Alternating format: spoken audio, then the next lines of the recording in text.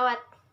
Pertama, ada jurnal formulasi krim anti jerawat kombinasi ekstrak daun sirsak dan daun jambu biji oleh Rika Yulianti tahun 2015. Penelitian ini bertujuan untuk mengetahui formulasi krim kombinasi ekstrak etanol, daun jambu biji, dan daun sirsak secara tradisional digunakan untuk mengobati jerawat. Penelitian ini mengenai aktivitas anti jerawat ekstrak daun jambu biji telah dilakukan oleh K dan et al. Pada tahun 2005. Kemudian di sini ada formulasi sediaan. Yang pertama ada ekstrak, yang kedua ada parafin liquidum, yang ketiga ada asam stearat, yang keempat ada triethanolamin, kemudian ada adepsalanae, kemudian ada sodium benzoat dan aquades. Hasil dari penelitian ini yang pertama ada uji organoleptis, yaitu untuk melihat tampilan fisik suatu sediaan yang meliputi bentuk, warna, dan bau. Berdasarkan hasil yang didapat, sediaan berupa setengah padat, warna hijau sesuai dengan warna daun sirsak dan daun jambu, dan baunya yang dihasilkan adalah ekstrak. Aroma atau bau dan warna yang dihasilkan krim ekstrak daun sirsak dan daun jambu biji tergantung dari konsentrasi krim yang digunakan. Semakin tinggi konsentrasi ekstrak aroma atau bau khas daun sirsak dan daun jambu biji, semakin meningkat dan warna krim menjadi hijau kecoklatan. Dan ada uji homogenitas, yaitu untuk melihat tercampurnya bahan-bahan sediaan krim. Hasil yang didapat tidak ada gumpalan-gumpalan dan partikel besar secara visual. Terus ada uji pH, bertujuan untuk mengetahui keamanan sediaan krim saat digunakan sehingga tidak mengiritasi kulit. Hasil pH yang didapat berkisar 5,1 sampai 5,5. Dan hasil evaluasinya menggunakan evaluasi organoleptis, evaluasi pH, dan homogenitas. Kemudian yang kedua yaitu pengaruh konsentrasi ekstrak etanolik daun teh hijau atau Camellia sinensis L dalam sediaan krim anti jerawat terhadap sifat fisik dan aktivitas antibakteri oleh Nanik Widyaningrum, Mimik Murukmihadi, Syarifatun Karunia Ekawati pada tahun 2012. Teh hijau sendiri merupakan salah satu tanaman obat yang telah terbukti khasiatnya antara lain sebagai anti jerawat. Daun teh hijau mengandung 30-40% polifenol yang sebagian besar dikenal sebagai katekin yang bersifat antimikroba. Kemudian formulasi sediaannya ada ekstrak etanolik daun teh hijau, stearat acid, minyak mineral, Arlacel 80, Twin 80, sorbitol, dan air adian. Hasil yang didapatkan, yang pertama ada hasil uji homogenitas, yaitu semua krim ekstrak etanolik daun teh hijau, kontrol negatif maupun positif merupakan krim yang homogen. Yang kedua, ada pengukuran kemampuan penyebaran sediaan krim, yaitu menunjukkan bahwa semakin besar konsentrasi, semakin kecil beban yang dibutuhkan untuk mencapai penyebaran yang konstan. Luas penyebaran pada kontrol negatif hasilnya lebih tinggi dibandingkan dengan berbagai variasi konsentrasi krim ekstrak etanolik daun teh hijau dan kontrol positif.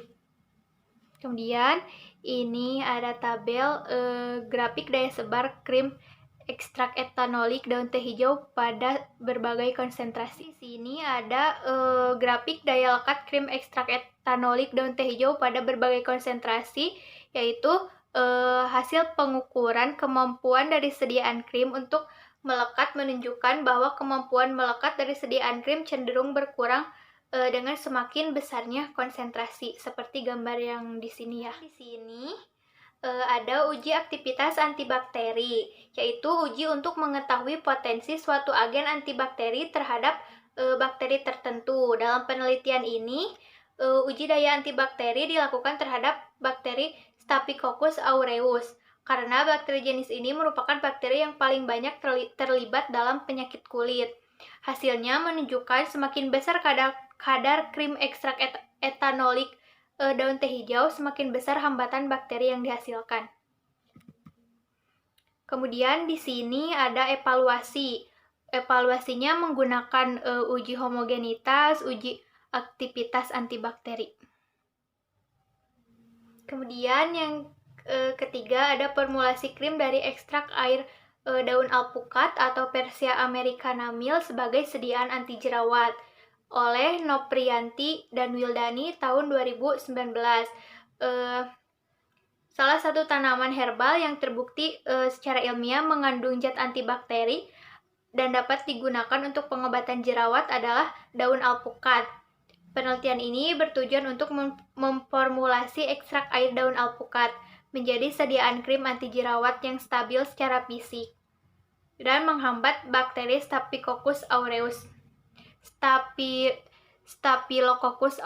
Kemudian ada formulasi. Yang pertama ada ekstrak air alpukat, yang kedua ada asam stearat, yang ketiga ada triethanolamin, yang keempat ada gliserol, yang kelima ada nipagin. Kemudian ada Aquades. Hasil dari penelitiannya yaitu hasil organoleptis meliputi pemeriksaan warna, bau, dan bentuk. Bentuknya berbentuk semi solid, warnanya putih dan tidak berbau. Kemudian ada hasil pemeriksaan homogenitas. Hasil pemeriksaan yang dilakukan terhadap krim ini menunjukkan susunan yang homogen. Kemudian ada hasil evaluasi pH. Hasil evaluasi pH selama 4 minggu penyimpanan mengalami perubahan pH selama tiap minggu penyimpanan. Kemudian ada hasil evaluasi stabilitas fisik. Hasil pengamatan pada suhu kamar dan suhu dingin menunjukkan sediaan stabil baik dari bentuk, warna, dan bau. Tidak menjadi pemisahan antara fase air dan fase minyak selama 4 minggu penyimpanan. Kemudian ada hasil diameter penyebaran untuk setiap formulasi berbeda. Semakin tinggi konsentrasi ekstrak daun alpukat, maka diameter penyebarannya semakin besar. Hal ini menunjukkan bahwa semakin tinggi konsentrasi ekstrak air daun alpukat, konsistensi sediaan krim semakin encer. Ini grafiknya. Di sini ada tabel hasil pemeriksaan daya tercuci. Semakin lama waktu penyimpanan, semakin besar volume air yang digunakan. Hal ini dapat terjadi karena krim basis MA dapat mengering, atau air yang terkandung akan lebih mudah menguap pada waktu penyimpanan daripada krim tipe AM. Dan semakin tinggi konsentrasi ekstrak air daun alpukat, semakin kecil volume air yang digunakan. Artinya, semakin besar konsentrasi ekstrak air daun alpukat, semakin mudah untuk tercuci. Ada hasil pemeriksaan menunjukkan bahwa warna methylene blue tersebar merata dalam sediaan krim. Hal ini menunjukkan bahwa tipe krim adalah tipe sediaan minyak dalam air. Evaluasinya menggunakan uji organoleptis, uji homogenitas, evaluasi pH, evaluasi stabilitas fisik, dan evaluasi hasil daya terjual.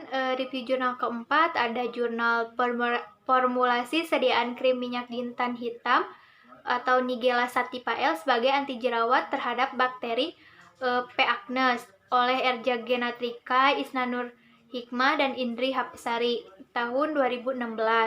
Salah satu bahan yang dapat dimanfaatkan sebagai produk antibakteri adalah minyak jintan hitam. Penelitian ini bertujuan untuk mengetahui efek antibakteri sediaan krim dari minyak jintan hitam terhadap bakteri P. acnes. Kemudian ada formulasi sediaan yaitu minyak jintan hitam, malam putih, asam stearat, vaselin putih, metilparaben, propilen glikol, dan Aquades. Hasil penelitiannya ada uji organoleptis. Hasil pengamatan organoleptis krim menunjukkan sediaan krim tipe MA memiliki bentuk yang semi padat layaknya krim yang memiliki bau yang khas minyak jintan hitam. Untuk sediaan krim tipe MA formulasi 1 berwarna putih kekuningan, formulasi 2 berwarna putih kecoklatan, formulasi 3 berwarna coklat terang, dan pada formulasi 4 berwarna putih karena tidak diberi minyak jintan hitam. Ada tabel hasil uji homogenitas. Hasilnya menunjukkan bahwa sediaan tipe MA dari formula 1 sampai 4 telah homogen karena pada krim tidak terdapat butiran-butiran saat digosokkan kepada tangan. Ini ada tabel hasil uji daya sebar, hasil uji pH, hasil uji daya lekat, hasil uji aktivitas antibakteri, dan hasil uji viskositas. Evaluasinya menggunakan uji organoleptis, uji homogenitas, uji daya sebar, uji daya lekat, uji viskositas, dan uji pH. Jurnal 5 yaitu ada jurnal formulasi krim anti jerawat ekstrak etanol kulit pisang kepok oleh Airudiat, Rika Yulianto, dan Indra 2020. Penelitian ini bertujuan untuk membuat sediaan krim anti jerawat yang bersumber dari ekstrak kulit pisang kepok. Kulit pisang kepok diekstraksi menggunakan etanol 96% dengan metode maserasi. Dan ada ekstrak kulit pisang kepok, asam stearat, triethanolamin, parafin cair, hidantoin, aquades, dan adepsalanae itu sebagai formulasi sediaan. Di sini ada hasil pengamatan organoleptik. Pemeriksaan ini dilakukan dengan cara mengamati secara kasat mata sediaan krim ekstrak etanol kulit pisang kepok yang meliputi bau, warna, dan aroma. Hasil pengamatan menunjukkan bahwa formula 1, 2, dan 3 memiliki hasil yang baik. Ada tabel pengukuran pH. Pengukuran pH pada krim ekstrak etanol kulit pisang kepok pada formula 1, 2, dan 3 dilakukan 7 kali pengujian selama 28 hari.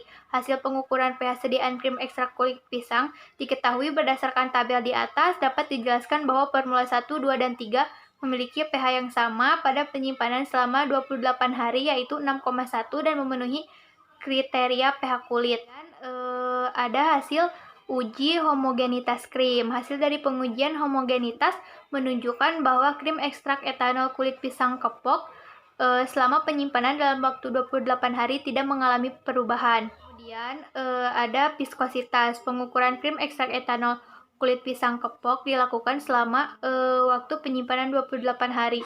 Berdasarkan tabel 6, diketahui bahwa semua formula mengalami peningkatan viskositas selama waktu penyimpanan 28 hari. Semakin besar konsentrasi ekstrak yang ditambahkan, maka viskositas sediaan semakin kecil. Viskositas sediaan meningkat disebabkan karena kehilangan jumlah air dari sediaan. Dan yang terakhir ada evaluasi. Yang pertama menggunakan pemeriksaan organoleptik, kemudian pengukuran pH, uji homogenitas, uji viskositas, dan uji daya sebar krim. Yang bisa saya sampaikan, mohon maaf bila masih banyak kesalahan karena saya masih dalam tahap pembelajaran. Wabillahi taufiq wal hidayah. Wassalamualaikum warahmatullahi wabarakatuh.